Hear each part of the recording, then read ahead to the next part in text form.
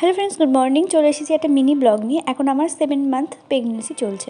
তো সকালে উঠেই আমি কিছু ড্রাই ফ্রুটস খেয়ে নিলাম আর কটা চাল ভাজা মুড়ি খেয়ে নিলাম। আর তারপরে আমি দুধের সঙ্গে জিআরডি প্রোটিন পাউডার আর একটু কেশর মিশিয়ে খেয়ে নিলাম।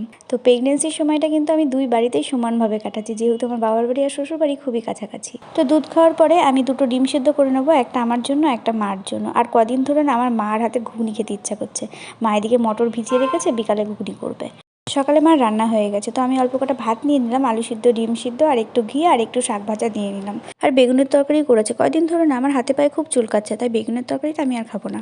এদিকে দুটো ফল আমি জলে ভিজিয়ে রাখলাম। সকালে খাওয়া দাওয়ার পরে যখন আমি স্থির হয়ে বসি, তার কত আনন্দ দেখো। এই অনুভূতিটি যে কত সুন্দর কাউকে বলে বোঝানো যাবে না। তারপর আমি ফল দুটো খেয়ে চান করে চলে আসলাম। তো চান করে এসে দেখি মা রান্না বান্না হয়ে গেছে, এখন ঘুগনি বসিয়েছে। তো দুপুরের খাবারটা আমি বেড়ে নিলাম। এখানে একটা মাছের ঝোল আর একটু ঘুগনিও নিয়ে নিয়েছি। খাওয়ার পর একটা আমলকি খেয়ে নিলাম। আজকে আবার ডাক্তার দেখানোর ডেট আছে, তো বিকালে একটু ঘুগনি খেয়ে নিলাম। তো এখন চলে যাবো ডাক্তার দেখাতে। টাটা সবাইকে।